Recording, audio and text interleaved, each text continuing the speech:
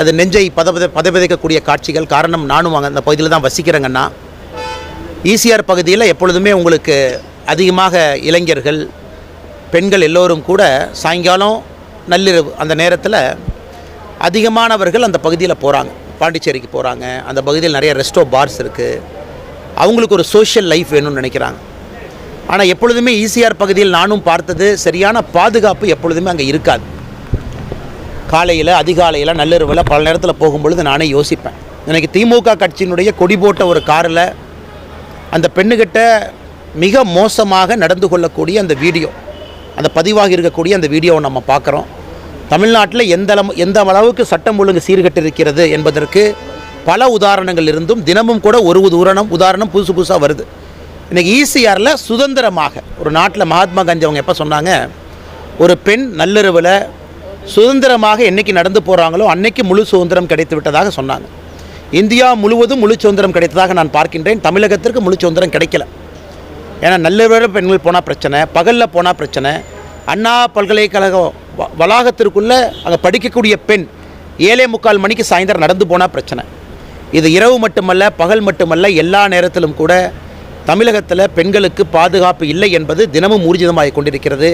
நேற்று ஈசிஆர் சாலையில் வந்திருப்பது மற்றும் ஒரு உதாரணம். அது உடனடியாக மாநில அரசு 2 வேலை தான் செய்யணும். ஒன்று, பெட்ரோல் வெஹிக்கிள் நிறையா வாங்கி கொடுங்க. காவல்துறை நண்பர்களுக்கு பெட்ரோல் வெஹிக்கிள் வாங்கி கொடுங்க. லைட்டு போட்ட வண்டி 1000-2000 வண்டி வாங்கி கொடுங்க. நைட்டு ரோந்து போகட்டும். 2வது, 2 வீலர்ஸ் வாங்கி கொடுங்க. அதுவும் பெட்ரோல் வெஹிக்கிள், எல்லா பீட் கான்ஸ்டபிள் 2 வீலரில் எல்லா பக்கம் போகணும். 3வது, காவல்துறை போலீஸ் ஸ்டேஷன் அதிகப்படுத்த வேண்டும் என்றால் தயவு செஞ்சு அதிகப்படுத்துங்க. காவல்துறைக்கு எந்தவித உபகரணங்கள் கொடுக்காமல், போலீஸ் காவல் நிலையங்களையும் அதிகப்படுத்தாமல், காவல்துறைக்கு ரெக்ரூட்மெண்ட்டும் பண்ணாமல், இந்த கையாலாகாத திராவிட மாடல் என்று சொல்லி திரிகின்ற திமுக அரசு பெண்களுக்கு எதிராக நடக்கக்கூடிய குற்றங்களை எங்கேயும் கூட கட்டுப்படுவதற்கு ஒரு ஆணியை கூட துரும்ப கூட கிள்ளி போடாமல் இருக்கிறார். ஆனால் தமிழக மக்கள் பார்த்து கொண்டிருக்கின்றார்கள் என்பதை மாண்புமிகு முதலமைச்சர் அவர்கள் புரிந்து கொள்ள வேண்டும். இந்த அண்ணா பல்கலைக்கழக விவகாரத்தில் செய்தியாளர்களுடைய தொலைபேசியெல்லாம் பறிமுதல் செய்யப்பட்டு நடவடிக்கை எடுக்கப்படுகிறது. இதை நான் வன்மையாக கண்டிக்கிறேங்கன்னா, காரணம், செய்தியாளர்களுடைய தொலைபேசியை வாங்கி அதில் நான் நோண்டி அது மூலமாக இவங்க தான் லீக் பண்ணாங்க அப்படின்னு சொல்கிறதே ஒரு முட்டாள்தனமான வாதமாக நான் பார்க்கின்றேன். ஏன்னா அந்த எஸ்ஐடி ஒரு பக்கம் அந்த ஸ்டேஷன் ரைட்டரை சம்மன் பண்ணுறாங்க, ஒரு பக்கம் மேலே இருக்கக்கூடிய உயரதிகாரிகளை சம்மன் பண்ணுறாங்க. ஒரு செய்தியாளர் பல விதத்தில் சோர்ஸ் வச்சுருப்பாங்க. செய்தியாளருடைய முக்கிய வேலை செய்தியை வெளியே கொண்டு வர்றது. அதனால தான் இந்தியாவில் எப்பொழுதுமே செய்தி எப்படி கொண்டு வந்தாங்கன்னு நம்ம பார்க்குறதில்ல, அந்த சோர்ஸ் எப்பவுமே நம்ம கேட்குறதில்ல. ஏன்னா we never shoot the messenger அப்படின்னு ஆங்கிலத்தில் சொல்லுவோம். அதாவது செய்தியை கொண்டு வருபவர்களை எப்பொழுதுமே நாம் அவர்களை பாதிப்புக்குள்ளாகக்கூடாது. இன்றைக்கி அண்ணா யூனிவர்சிட்டி பல்கலைக்கழக இஷ்யூவில் செய்தியாளர்களுடைய தொலைபேசியை கேட்டு உன் சோர்ஸ் யார், அது செய்தியாளர்களுடைய தொலைபேசியை வாங்கி காவல்துறை கண்டுபிடிக்க வேண்டிய அவசியம் இல்லை. அது காவல்துறை கண்டுபிடிக்க வேண்டிய கட்டாயம் அவங்களுக்கு இருக்குது. அது அவங்களுடைய ஓன் இன்வெஸ்டிகேஷனில் பண்ணணும். ஒரு செய்தியாளர் நீங்கள் கூப்பிட்டு இந்த மாதிரி அச்சுறுத்த ஆரம்பித்தீங்கன்னா தமிழ்நாட்டில் நடக்கக்கூடிய எந்த விதமான விஷயங்களையும் செய்தியாளர்கள் வெளியே கொண்டு வருவதற்கு பயப்படுவார்கள். முறை சரியாக தப்பான்னு எப்பவுமே நம்ம மீன் சென்ஸை பற்றி செய்தியாளருக்கு பார்த்தது இல்லைன்னா. நிறைய முறை நினைப்போம் அவங்க செய்தி கரெக்டு, ஆனால் கொண்டு வந்திருக்கக்கூடிய முறை தவறு. அதனால் செய்தியாளர்களை பொறுத்தவரை சில இடத்துல means R more important then ends, சில இடத்துல ends R more important then means. போகின்ற பாதை சில இடத்துல முக்கியம், போகின்ற கடைசி டெஸ்டினேஷன் சில இடத்துல முக்கியம். அதனால் செய்தியாளர்களை அச்சுறுத்தி, அவர்களை பயமுறுத்தி, அவர்களுடைய எலக்ட்ரானிக் டிவைசஸ், செல்ஃபோன் உட்பட அதை வாங்கி நோண்டி பார்ப்பது அச்சு ஊடகங்களுக்கு எதிராக திமுக அரசினுடைய மனோபாவத்தை காட்டுகின்றது என்பது என்னுடைய கருத்துங்க. திமுகவை தமிழகத்திலிருந்து ஆட்சியை விட்டு அகற்ற வரைக்கும் செருப்பு போட மாட்டேன்னு ஒரு சபதம் எடுக்கிறீங்க. இப்போ கூட செருப்பு போடாமல் தான் இருக்கிறீங்க. ஆனால் திமுக தான் 7வது முறையாக தமிழகத்தில் ஆட்சி அமைக்கும்னு சொல்கிறாரு முதலமைச்சர். இதை எப்படி பார்க்கணும்? ஆனால் முதலமைச்சர் அவர்கள் ஒரு பகற்கனவில் இருக்கிறாங்க. உதாரணத்துக்கு மதுரை அரட்டாப்பட்டி எடுத்துக்கலாம். 92 அரசு பேருந்துகளில் 300 ரூபாய் பணம் கொடுத்து, மத்தியான உணவு கொடுத்து, நம்முடைய சகோதரிகளை, தாய்மார்களை அழைத்து கொண்டு முதலமைச்சருக்கு பாராட்டு கூட்டம் நடத்துகிறாங்க. முதலமைச்சருக்கு இது புரியுதான்னு எனக்கு தெரியல. மேடையில் போகிறாங்க, கூட்டத்தை பார்க்குறாங்க, உடனே சந்தோஷமாயிடுறாங்க. அங்கே இருக்கக்கூடிய அமைச்சர் மூர்த்தி அவர்கள் உட்பட எல்லோரும் எப்படி க்ரௌடை கொண்டு வர்றாங்கன்னு பார்த்தாவே தெரியும். திராவிட முன்னேற்ற கழகம் எந்த காரணத்திற்கும் திமுகவினுடைய ஆட்சி வருவதற்கு வாய்ப்பு இல்லை. உதாரணத்திற்கு அந்த பாராட்டு விழா உதாரணமாக சொல்கிறேன். 92 அரசு பேருந்தில் மக்களை அழைத்து வந்தால் பாராட்டு விழா நடத்துவீங்க? மக்கள் தானாக அவர்களாக திரண்டு உட்கார வேண்டாமா? 300 ரூபாய் பணம் கொடுத்து மத்தியான சாப்பாடு, இதுதான் பாராட்டு விழாவா? நாளை அமைச்சர் கிஷன் ரெட்டி அவர்கள் நடக்கக்கூடிய பாராட்டு விழாவை பாருங்கள். கிராம மக்கள் அவர்களாக வந்து அந்த பாராட்டு விழாவை ஏற்பாடு செஞ்சுருக்கிறாங்க. இரண்டாவது, முதலமைச்சர் அவர்களை பொறுத்தவரை ஒரு காலத்தில் ரோட் ஷோலாம் கூடாதும்பாங்க. பிரதமர் அவர்கள் சும்மா ட்ராமா பண்ணுறாங்க, எதுக்கு ரோட் ஷோ? இன்றைக்கி முதலமைச்சர் அவர்கள் ஊரில் மக்கள் உட்கார வச்சு நான் அந்த ரோட் ஷோவில் போய் தான் என்னுடைய ஆட்சிக்கு வந்து மக்கள் ஆதரவு கொடுக்கின்றார்கள் என்று சொல்லுகின்ற நிலைமைக்கு தள்ளப்பட்டிருக்கிறாங்க.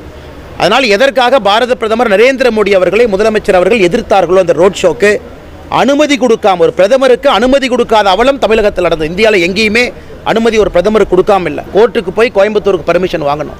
இன்றைக்கி அதே முதலமைச்சர் கூட்டத்தை நிறுத்தி வச்சுட்டு இந்த பக்கம் அந்த பக்கம் கை கொடுத்துட்டு போகிறார்.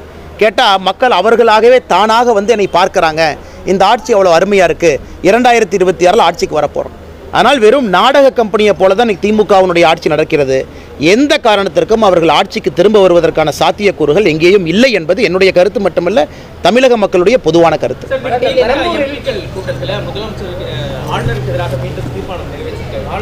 சரி, நீங்கள் தான் சொல்லிட்டீங்களே, எனக்கு தெரியல திமுகவினுடைய ட்ராமாங்கண்ணா. ஆளுநர் இருந்தால் தான் மறுபடியும் ஆட்சிக்கு வருவோன்னு சொன்ன திமுக எதுக்கு ஆளுநருக்கு எதிராக தீர்மானம் நிறைவேற்றுறீங்க? அப்போ நீங்கள் பண்ணுறது ட்ராமா தானே. உங்களுக்கு ஆளுநர் வேணும். முதலமைச்சர் அவர்களே சொல்வது ஆளுநர் இருந்தால் தான், ஆளுநர் இந்த மாதிரி நடந்து கொண்டால் தான் நாங்கள் ஆட்சிக்கு வருவோம். அதனால் மத்திய அரசுக்கு நன்றி, இந்த ஆளுநரை மட்டும் தயவு செஞ்சு மாற்றிராதீங்கன்னு சொல்லக்கூடிய முதலமைச்சர் இன்றைக்கி திமுகவினுடைய எம்பி கூட்டத்தில் ஆளுநருக்கு எதிராக தீர்மானத்தை நிறைவேற்றி கொண்டிருக்கின்றார்கள் என்றால் ஆளுநரை பார்த்து பயப்படுகின்றார் என்ற அர்த்தமா? இல்லை மேடையில் ஆளுநரை பற்றி இதற்கு முன்பு அவர் சொன்ன கருத்துக்கள் தவறு என்பது அர்த்தமா? அதனால் இந்த இரட்டிப்பு வேடத்தை போடக்கூடிய திமுகவை மக்கள் ஏற்றுக்கொள்வதாக இல்லை. ஆளுநர் என்ன தவறு பண்ணாங்கன்னா ஆதாரப்பூர்வமாக சொல்ல வேண்டும். என்ன தவறு பண்ணாங்க? ஒரு ஆளுநருக்கு மாநிலத்திலே சட்டம் ஒழுங்கு சரியில்லை ஆளுநர் சொல்கிறாங்க. அது ரோட்டில் பார்க்குறோம். ஈசிஆர் ரோட்டில் குழந்தைகளுக்கு நடக்கக்கூடிய அவலத்தை பார்க்குறோம். அதுதான் ஆளுநர் சொல்கிறாரு. போதைப் பொருட்கள் அதிகமாக இருக்குன்னு சொல்கிறாங்க. இன்றைக்கு காலையில் ஏசர் ரிப்போர்ட் எல்லா பத்திரிகையிலையும் தலைப்புச் செய்தி தமிழகத்தினுடைய கல்வி தரத்தை பற்றி ஏசர் அந்த நிறுவனம் கொடுத்துருக்கக்கூடிய ரிப்போர்ட்டை நீங்கள் எல்லோரும் ஃபஸ்ட் பேஜில் போட்டிருக்கீங்க. அதைத்தான் ஆளுநர் 25 ஜனவரி சொன்னார். தமிழகத்திலே கல்வித்தரம் கீழே வந்திருக்குன்னு. ஆளுநர் சொல்வது என்ன தப்புங்கண்ணா? அதனால் ஆளுநர் சொல்வதற்கு புள்ளிவிவர அடிப்படையில் பதில் சொல்லிப்படாது. அதனால் வெறும் அரசியல் கோழைகள் தான் போஸ்ட் ஒட்டுவாங்க, அரசியல் கோழைகள் தான் தனிப்பட்ட தாக்குதல் நடத்துவாங்க. அதனால் இன்றைக்கி திராவிட முன்னேற்றக் கழகத்தினுடைய முழு அமைச்சரவை, முதலமைச்சர் உட்பட இவர்கள் செய்வதெல்லாம் கோழைத்தனமான செயல். நேரடியாக ஆளுநரை எதிர்கொள்வதற்கு தரவுகள் அடிப்படையில் பதில் சொல்லுங்கள். அப்படின்னா ஆளுநர் வேண்டும் வேண்டாம் என்கின்ற வாதத்திற்கு போகாதீங்க. அப்படி தீர்மானம் போடுற மாதிரி இருந்தால் எதற்கு மேடை போட்டு ஆளுநர் எங்களுக்கு வேணும், ஆளுநர் இதே மாதிரி செஞ்சால் தான் நாங்கள் ஆட்சிக்கு வர வேண்டும் என்று எதற்கு பொய்யை சொல்லிக் கொண்டு திரிகின்றீர்கள்? பெரம்பூர் வந்துட்டாங்க. ஒரே நிமிஷம். மக்கள் மீது நடைபெறக்கூடிய அந்த குற்றச்சம்பவங்கள் தொடர்ந்து அதிகரித்து வரதா பல முறை ஆளுநர் குற்றம் சாட்டியிருக்கிறாரு. அண்ணா, முதலமைச்சருக்கு ரொம்ப சுலபங்கண்ணா. ஆளுநர் சொல்வதிலே உண்மை இருக்குது. ஆனால் முதலமைச்சர் அதை மறுக்க வேண்டும் என்றால் முதலமைச்சர்கிட்ட சுலபமான விஷயம் என்னென்னா, ரேஞ்ச் ஐஜி எல்லாம் கூப்பிட்டு ஒரு மீட்டிங் நடத்தி தரவுகள் மூலமாக இல்லை என்று சொல்லட்டும். ஏன் ரேஞ்ச் ஐஜி மீட்டிங் ஏன் நடத்த மாட்டார்? தமிழகத்தில் 2022 ஏற்கனவே நம்ம சொன்னோங்கன்னா அதான் கடைசியாக வந்திருக்கக்கூடிய ரிப்போர்ட்டு, மத்திய அரசோட NCARB report, national crime records bureau. தமிழகத்தில் பெண்கள் குழந்தைகளுக்கு எதிரான குற்றம் 8.9% ஒரு ஆண்டில் உயர்ந்திருக்கு. 2021, 22 அப்புறம் இன்னும் ரிப்போர்ட் வரலீங்கன்னா முதலமைச்சருக்கு தைரியமாக இருந்தால் ரேஞ்ச் ஐஜி எல்லாம் கூப்பிட்டு, டிஐஜி கூப்பிட்டு, எஸ்பியை கூப்பிட்டு மாவட்டத்திற்கு எவ்வளவு கிரைம் நடந்திருக்குன்னு ரிப்போர்ட் எடுத்து வெள்ளை அறிக்கையாக கொடுக்கட்டுமே. 2022, 23 உயர்ந்திருக்கா குறைந்திருக்கா? 23, 24 உயர்ந்திருக்கா குறைந்திருக்கா? தமிழகத்தில் பெண்களுக்கு எதிராக, குழந்தைகளுக்கு எதிராக, பட்டியலின சகோதரருக்கு எதிரான குற்றங்கள் உயர்ந்திருக்கு. அதனால தான் முதலமைச்சர் அந்த கூட்டமே போடுறதில்லை. எப்பொழுதுமே ஒரு மாநில அரசு குற்றங்கள் குறைந்திருந்தால் வெள்ளை அறிக்கை கொடுத்து தம்பட்டம் அடிப்பாங்க. தமிழகத்தில் குற்றம் அதிகரிக்கின்ற ஒரே காரணத்தினால தான் முதலமைச்சர் மூச்சே விடாமல் இருக்கிறாங்க. அதனால் அடுத்த ரிப்போர்ட் வரத்தானா போகுது. நேஷனல் கிரைம் ரெக்கார்ட்ஸ் பியூரோ எந்த நேரமும் 2023, 24க்கான அறிக்கை வரும். எங்கே தப்பிச்சு போகிறாங்க? பண்ணக்கூடிய எஃப்ஐஆரை இந்திய அளவில் அனலைஸ் பண்ணி சொல்ல போகிறாங்க. அதனால் தமிழகத்தில் பெண்களுக்கு, குழந்தைகளுக்கு எதிராக, பட்டியலின சகோதரிகளுக்கு எதிரான குற்றங்கள் அதிகமாக இருப்பது உண்மை. அதுக்கு தரவுகள் அடிப்படையில் முதலமைச்சர் பதில் சொல்ல வேண்டும் என்பதுதான் எங்களுடைய எண்ணங்கண்ணா. பெரம்பூர் பகுதியில் அரசு பள்ளி மாணவிக்கு பாலியல் வன்கொடுமை செய்திருக்காங்க. அதற்கான 7 பேர் கைது செய்திருக்காங்க. கைது செய்த ஒரு சில நாட்களிலேயே வெளியே வந்திருக்காங்க. ஆனால் இன்றைக்கி முதலமைச்சர் அவர்கள் மாறுதட்டி கொள்கின்றார்கள். பெண்களுக்கு, குழந்தைகளுக்கு எதிரான குற்றம் சுமத்துவர்கள் மீது கடும் நடவடிக்கை எடுப்பேன். உங்கள் ப்ராசிக்யூஷன் டிபார்ட்மெண்ட், அதாவது வழக்கை நடத்தக்கூடிய டிபார்ட்மெண்ட் மிக மோசமாக இருக்குது. இன்வெஸ்டிகேஷன் செய்யக்கூடிய அதிகாரிகளுக்கு எந்தவித ஆபரணங்களோ கருவிகளோ கொடுக்கல. அப்படி இருக்கும் பொழுது எப்படி அவங்க ஒழுக்கமாக சார்ஜ் ஷீட் போட்டு கோர்ட்டில் அந்த கேஸை நடத்தி தண்டனை வாங்கி கொடுப்பாங்க? அதனால் போலீஸ் என்பது முன்னால் இருக்கக்கூடிய பிம்பம் மட்டும்தான். போலீஸுக்கு பின்னாடி இந்த வழக்கை நடத்தக்கூடிய ப்ராசிக்யூஷன் டிபார்ட்மெண்ட், போலீஸுக்கு பின்னால் இந்த வழக்கை வந்து முறையாக விசாரித்து சார்ஜ் ஷீட் செய்யக்கூடிய அதிகாரிகள். இவங்களுக்கு எங்கேயுமே தமிழ்நாட்டில் கவனம் இல்லைங்கண்ணா. இன்வெஸ்டிகேஷனுக்கு முக்கியத்துவம் இல்லை. அதனால தான் எல்லாரும் உள்ளே போகிறாங்க, 14 நாளில் வெளியே வர்றாங்க. வெளியே வந்தவன் மறுபடியும் குற்றம் செய்கிறான். உதாரணத்துக்கு ஞானசேகரன் 2014 தொடர்ச்சியாக குற்றம் செய்கிறவன் 2024 ஒரு பெரிய குற்றம் செய்கிறான். காரணம், பிடிச்சி உள்ளே போட்டாலும் 14 நாள். நேற்று நான் பார்த்தேன், டிவியில் போட்டிருந்தீங்களே, ஞானசேகரன் போலீஸ் வெஹிக்கிளில் போகும்போது ஒரு சின்ன செல்ஃபோனில் பேசுறது, அது டிஐபிஆர்லேருந்து கூப்பிட்டு எங்களுக்கு எவ்வளோ ப்ரெஷர் போட்டு அந்த வீடியோவை எடுக்க சொன்னாங்க. அது எனக்கு தெரியும். அதனால் போலீஸ் காரில் போகிற ஞானசேகரன் கைக்கு செல்ஃபோன் வருது. அந்த லட்சணத்தில் இவங்க வழக்கை நடத்திக்கிட்டு இருக்காங்க. இதை யாராச்சும் கேட்டால் உடனே அறிக்கை கொடுத்து உங்கள் மேலே கேஸை போடுவேன், வழக்கை திசை திருப்புறீங்க, நீங்கள் வந்து தேவையில்லாத விஷயத்தை பேக்குறீங்க. எத்தனை நாளைக்கு மிரட்டி இன்றைக்கி ஊடக நண்பர்களையும் மிரட்டும் அளவுக்கு திமுகவினுடைய ஆட்சி வந்திருக்கு. அதுதான் அந்த அவலத்தினுடைய உச்சமாக நான் பார்க்கின்றேன். மத்திய உள்துறை அமைச்சர் அமித்ஷா நாளை மறுநாள் வருகிறார். அண்ணா, நாளை மறுநாள் மத்திய உள்துறை அமைச்சர் அமித்ஷாஜி அவர்கள் வருகின்றார்கள். இது ஒரு தனியார் ஒரு திருமணம்.